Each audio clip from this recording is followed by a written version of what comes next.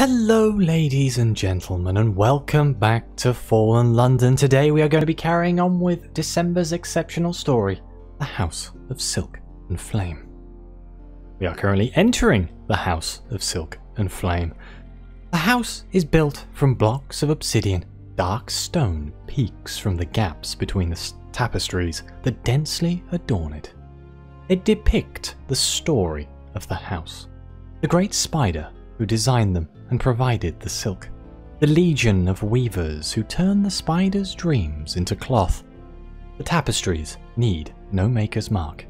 Her silk's uniqueness serves this purpose. Dark figures move in and out of the house, carrying enkindling for its ritual destruction. Nothing is allowed to remain when a great spider dies. Its house must fall. Okay, so we have a few options here. We can assemble the weavers, or we can gather the tapestries, but let's start at the top. The servants of the spider, whose craftsmanship is attuned to the unique vision of their house. The hesitant prince falls into a step beside you. These are my people, he says. I should find out what they think about their situation. He smiles, years of worry fleeing him for a moment. I must say, thank you. It feels good to be out of the palace, even if only to... He takes a deep breath. To feel the air of my country in my lungs. He shakes his head. I get carried away.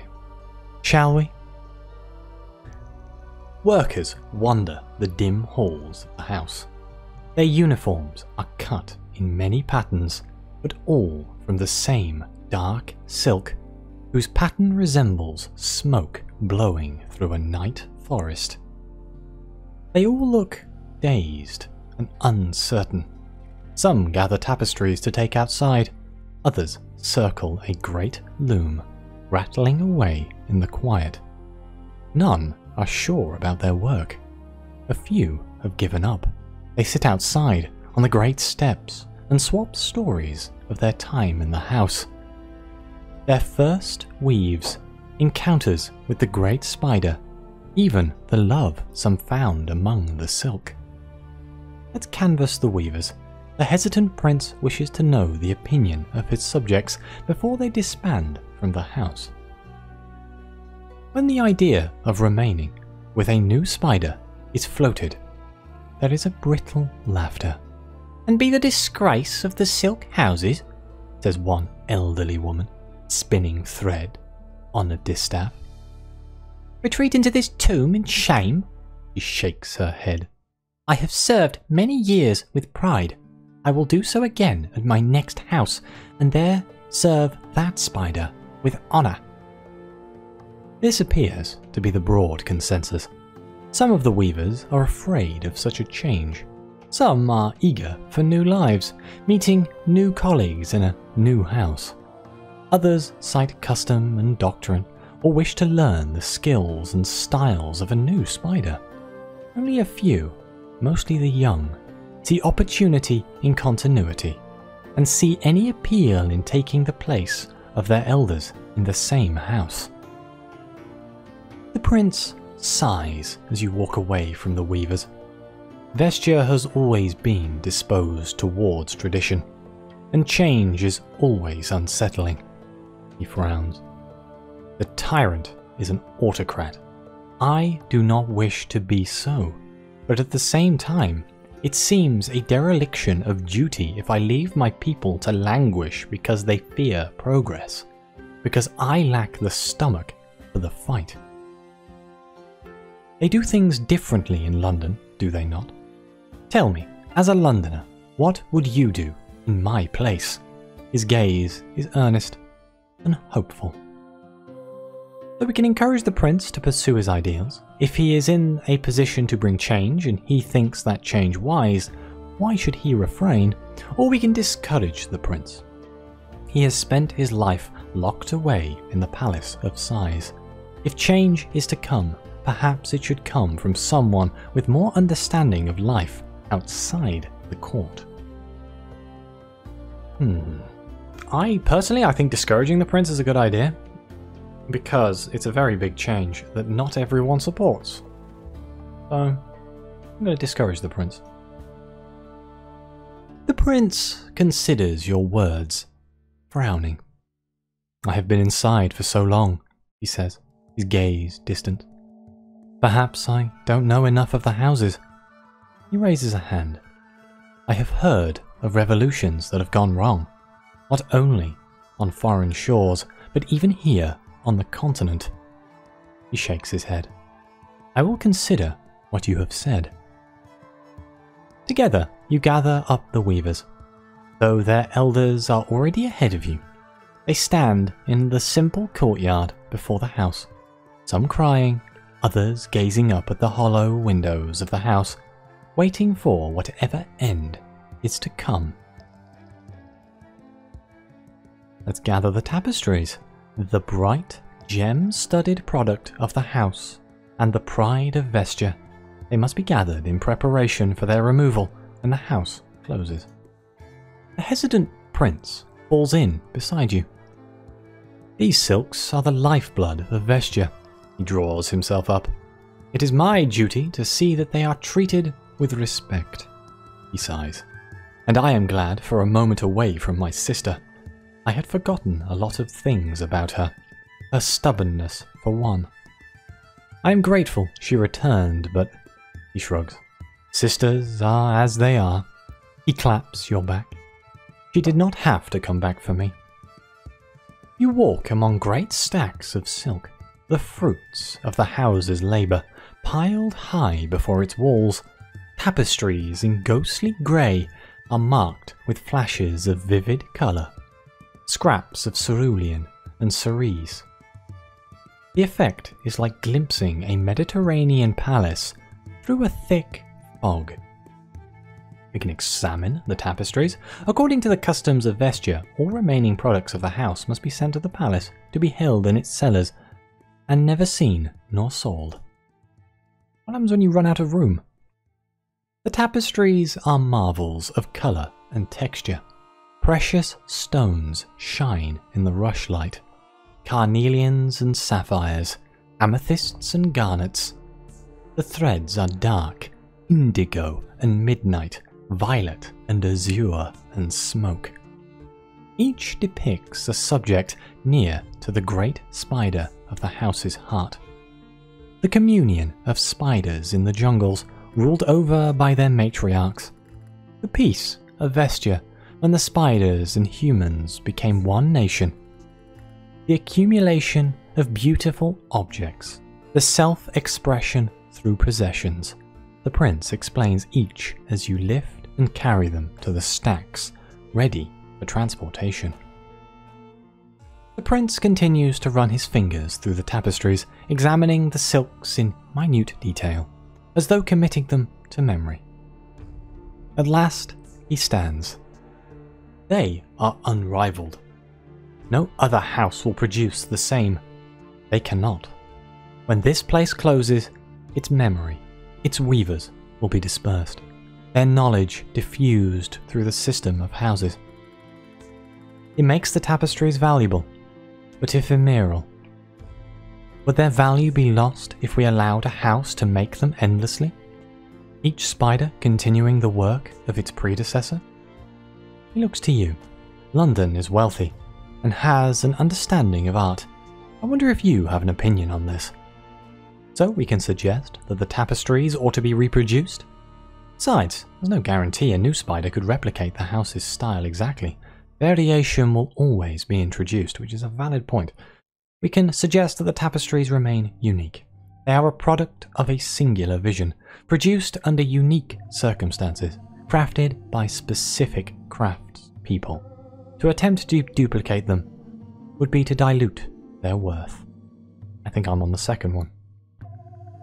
The hesitant prince frowns and considers your words. I had thought London keen on disrupting the systems of others. Perhaps the diversity of opinion in your city is greater than I realized. He looks down at the pile of tapestries, gazing at the play of rushlight on silk. I would be a poor prince if I advocated economic ruin, he says thoughtfully. He runs his hands through the silk. I think this is the last of them. We should attend to our other tasks. He gives you a shy smile. I hope that one day you'll be able to show me the wonders of your home, as I am showing you mine. We can enter the great spider's web, rejoin the injurious princess, and enter the lair of the great spider. There, a royal duty waits to be carried out, though the prince and the princess are divided as to its shape. The injurious princess waves you both over a sunken gate, concealed behind a cloak of cobwebs. "Ah well," she asks, glancing nervously at her brother. He nods in response. He makes a brief exit to pick up the baby spider. He is keeping his options open. The look he gives his sister says. The princess unbuckles the ruby-hilted blade of vesture from her hip and passes it to you. She keeps her personal sword on her other hip. "An expression of trust," she says. "We shall find the great spider, and then you will see, brother." The hesitant prince steps through the webbed hangings and climbs into the heart of the house. Beyond is a cavernous labyrinth of cobwebs. Strands of webbing cover the chambers, hallways and hearths of the innermost house, like a disease spreading from its heart. The air is hushed as the grave here. You tread in the spider's domain. The injurious princess and the hesitant prince walk with you into the web-hung labyrinth.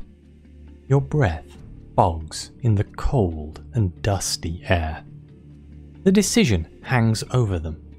They walk apart with the weight of it between them. At last, the hesitant prince breaks the silence. "I know you wish to see the great spider, sister, before committing to a cause, but I think it prudent that we invite another perspective first." The prince gestures to you. "It seems only right that our friend who has risked much to come here is sounded out, at least." The royal children turn to you, intent on knowing what you think be done with the ancient great spider. So we can support the injurious princess slay the great spider. In accordance with the customs of vesture, the house will close against the tyrant's will. Or we can support the hesitant prince, replace the great spider with a new spider, and allow the House of Silk and Flame to continue.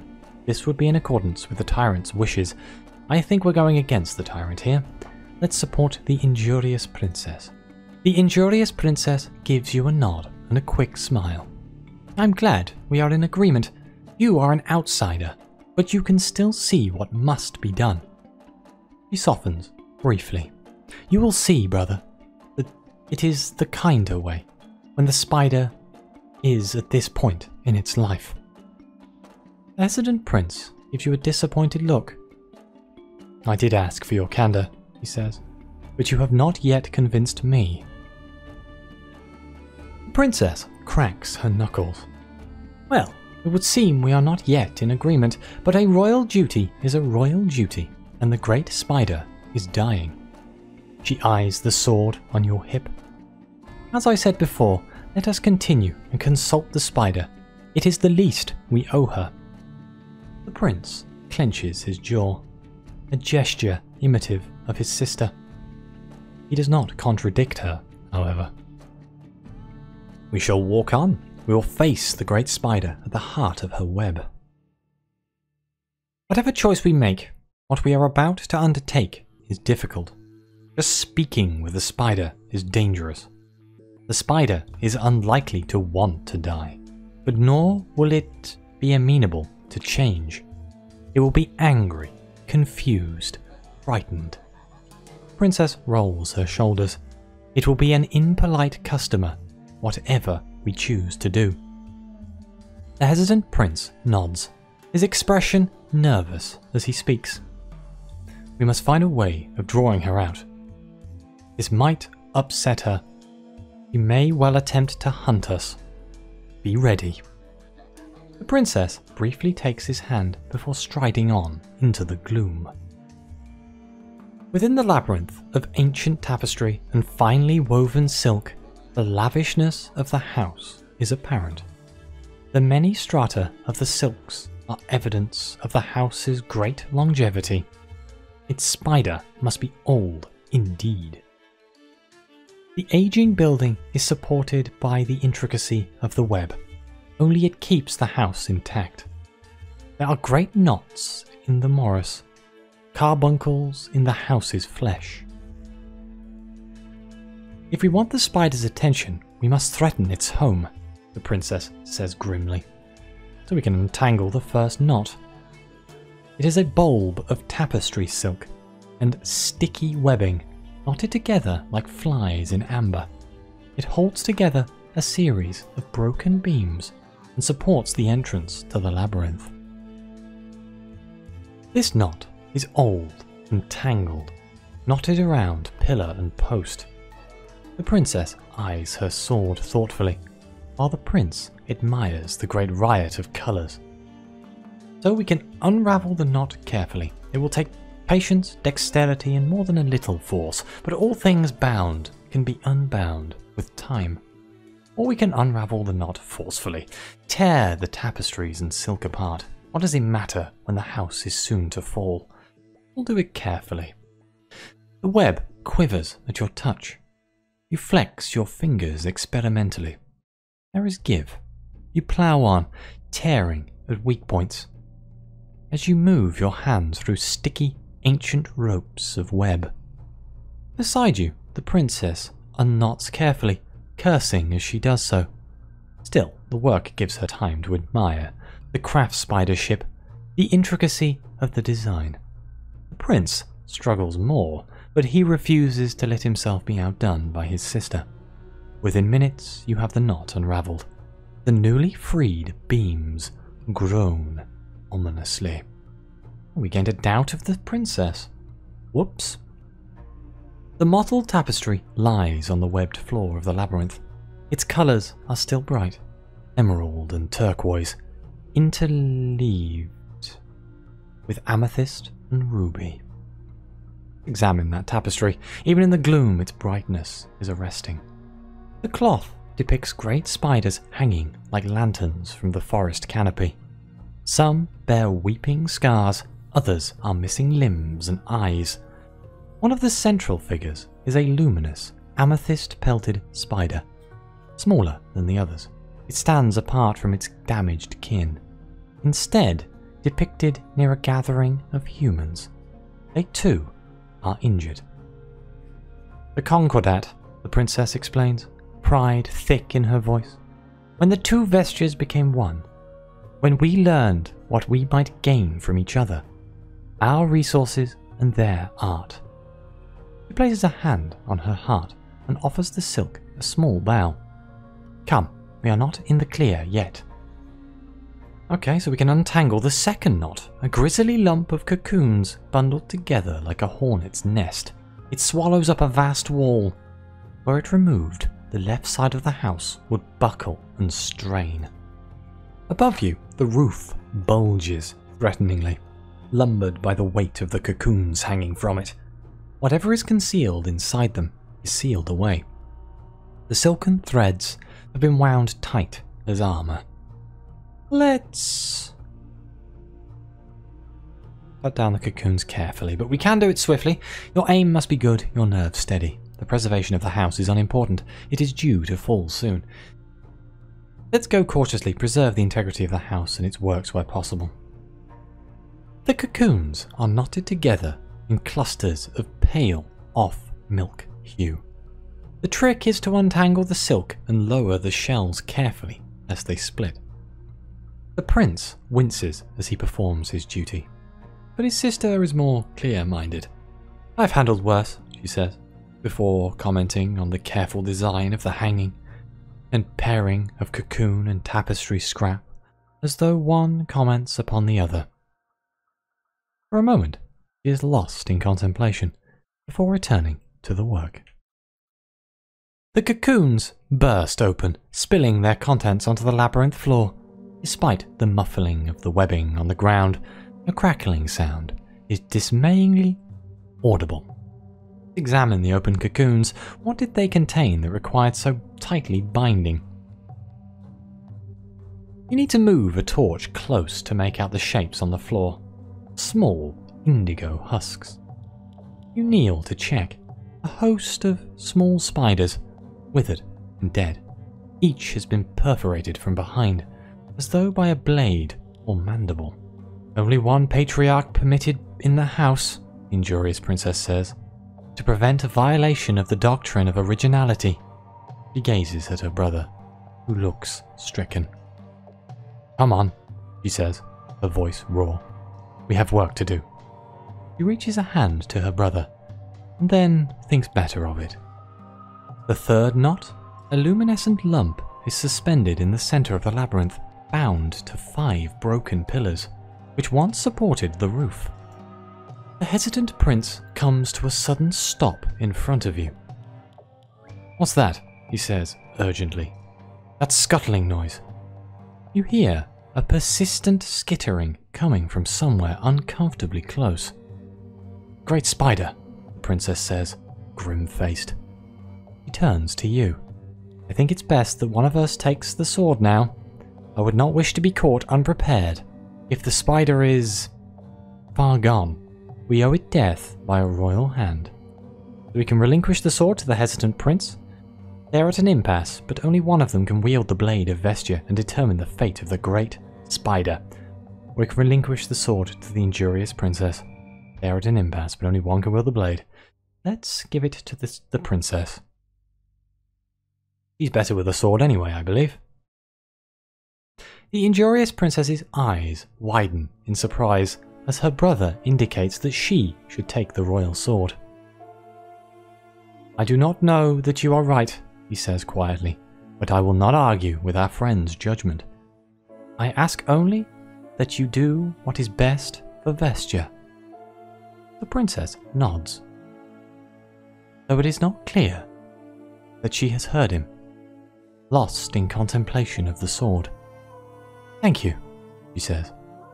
She hefts the sword and places it at her hip. Come, she says, and begins to walk into the dark.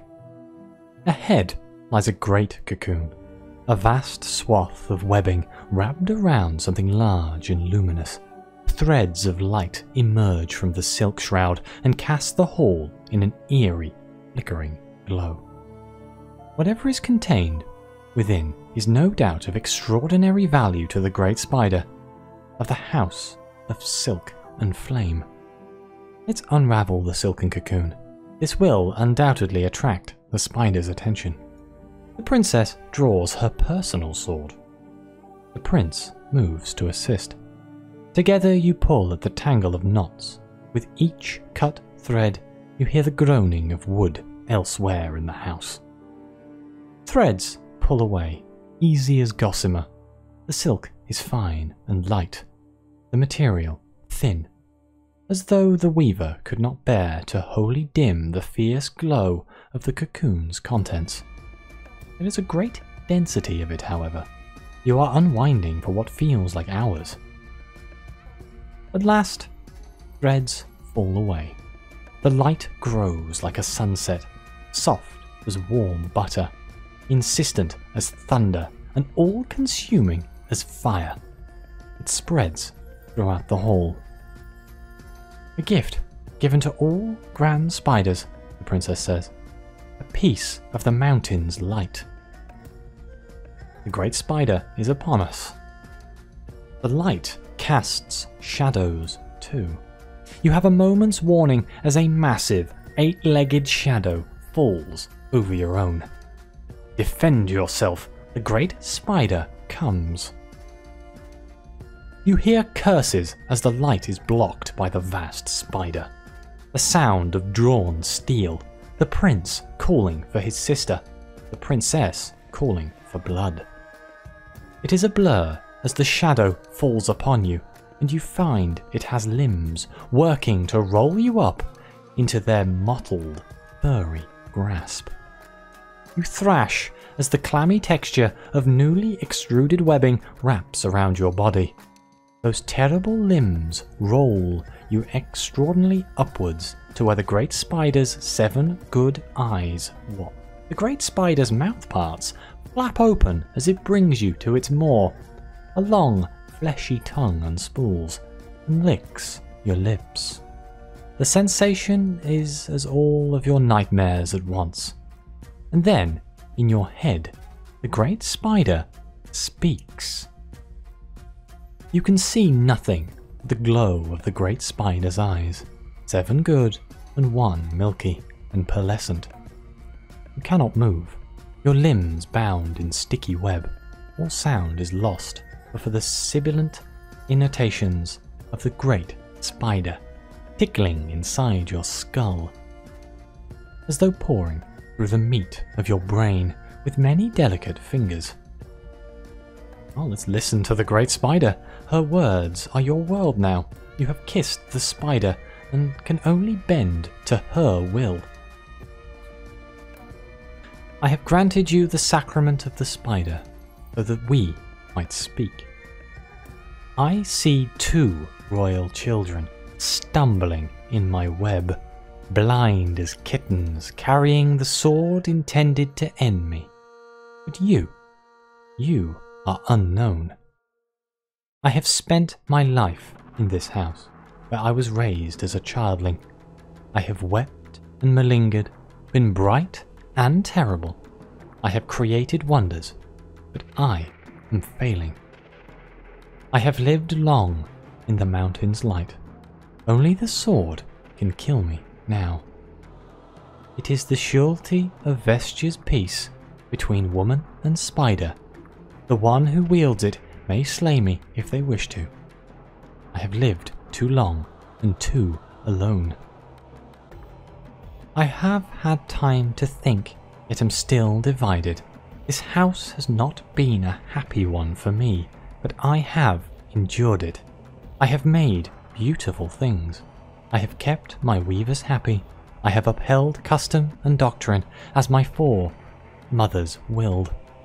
Whatever comes, I can accept with grace, but something in my stomach balks at it. That this has been my life. Should I rage instead, whatever comes? Tell me, little stranger, who lives not under our laws, what would you do? We can either advise acceptance, one cannot change their circumstances, only their response to them, suggest temperance and peace. Or we can advise rage. One cannot change their circumstances, only their response to them. But why go gentle? Why accept what cannot be changed? I'm going to go advise acceptance. A silk-like sigh scythes through your mind. An end. At last. At long last. Whatever comes next, I shall not resist. We are all history's victims given long enough. But when they speak of the house of silk and flame, they shall not say we fell without dignity. Ah, now, here comes the sword. Steel scythes through silk. You feel the strands of webbing tear and rip. Strong hands pull you from the web away from the spider. You feel the creature's words leave your mind.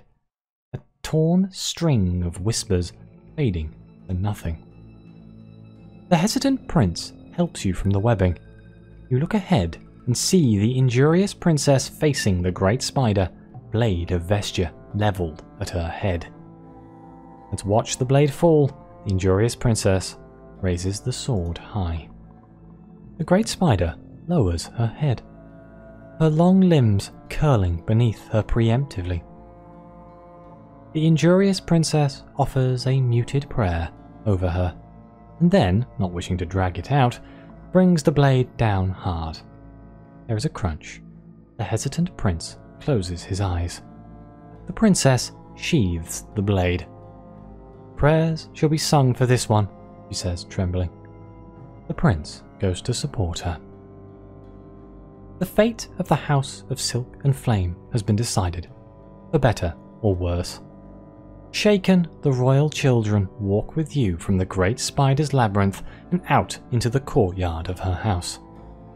The hesitant prince takes a deep breath as you step back outside. The injurious princess is already heading to secure the carriage. Neither seems willing to discuss what comes next. "We should get going," the princess calls, "before the tyrant's soldiers arrive." "Well, let's leave Vestia." The prince is rescued, his duty discharged. You have done all you came for. "I wanted to thank you," the princess says as you set off, the carriage lurching through the web-strung woods. "Stood by us. Put yourself at risk." "For which we apologize," the prince says, looking at his sister. "I did not think the spider would target you. Thank you. I am sad that we could not spare her, but that is not your fault." The princess remains silent. The return to the border is quiet. You doze for much of it. Before you know it, you are leaving the carriage and standing before a mirror on the edge of the ruins of Arbor.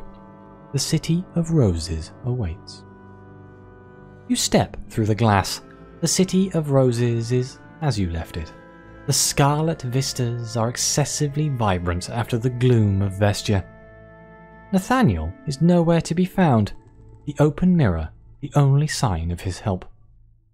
You gather in a pale courtyard where a fountain overflows with white petals. The injurious princess trails her hand in it for a moment before turning to you and the hesitant prince. "I suppose it's time to decide what comes next. The tyrant cannot reach us here." "Well, let's consult with the hesitant prince. He has left Vestia, but does he mean to return to London?" The prince nods and smiles at his sister. "Where else would I go now? My sister has seen to it that the tyrant will know I betrayed her." The princess takes his hand. "And I am keen to see the place that has made my sister as she is." You have the attar removed from your eyes. You move to near Arbor, and from there London's embassy. Home is only a step through the glass away. The hesitant prince pauses before the mirror and takes a breath. "I've never left my home before." The injurious princess takes his hand. "I am with you now and always." You wait a moment. He nods, ready. You step through the glass, and Arbor falls away. You do not see the prince and princess again after you leave the Arbor embassy.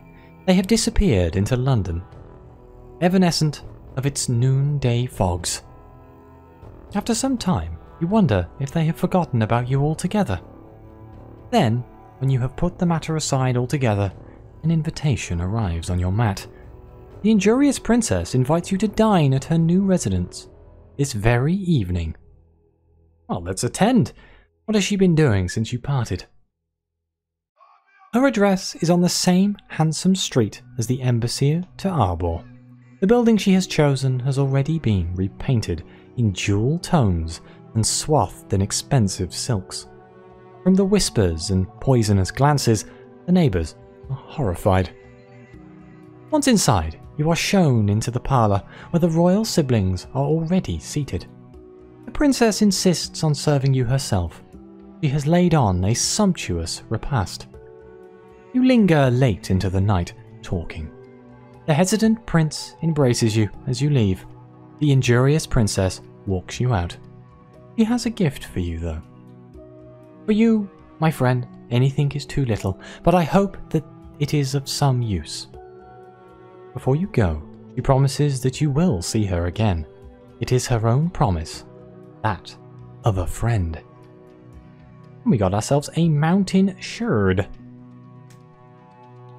I believe that is the end of the exceptional story. And oh, it looks like